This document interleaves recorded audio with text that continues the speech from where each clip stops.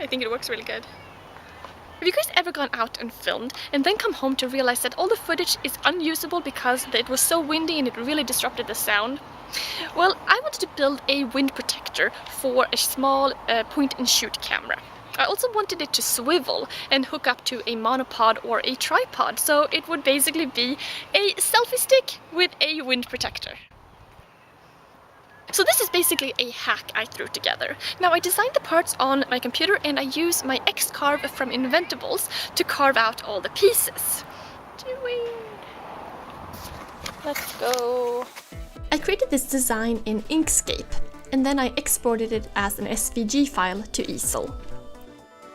For this project I'm using Baltic birch plywood because I wanted something strong to hold the camera.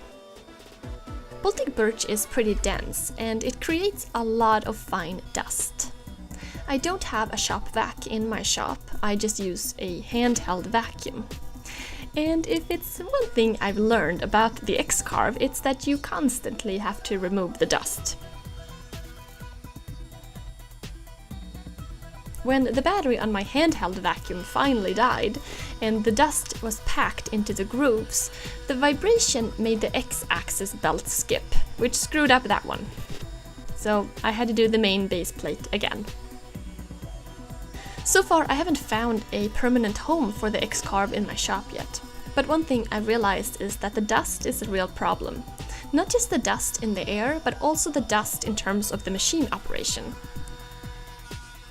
I think with a heavier router, which I intend to work on, I would have less problems with that. However, I would also have more dust to handle in general. So once all the pieces were cut, this is what I did.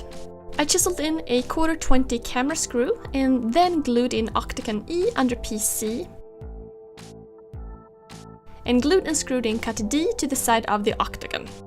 Separately, I glued together cut A and B, added 2 pronged T-nuts, one on the bottom and one on the side, and added a carriage bolt in the middle of octagon F. I also cut up some dowels, got a piece of heavy fabric, and put the dowels in the shallow holes cut out by the X-Carve. Hot gluing the fabric to the dowels works really well.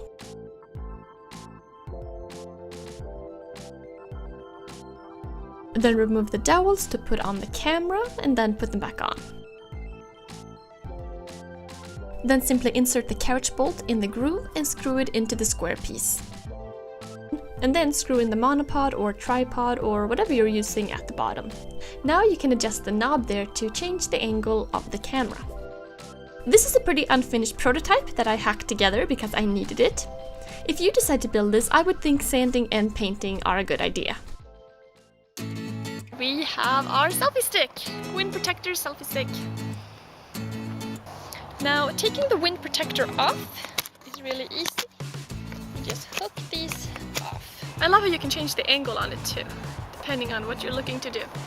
And if you hook it up on the monopod, you can really put it as far out as you want. Heyo! Hello!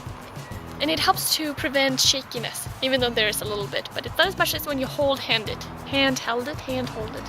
Hold it by hand.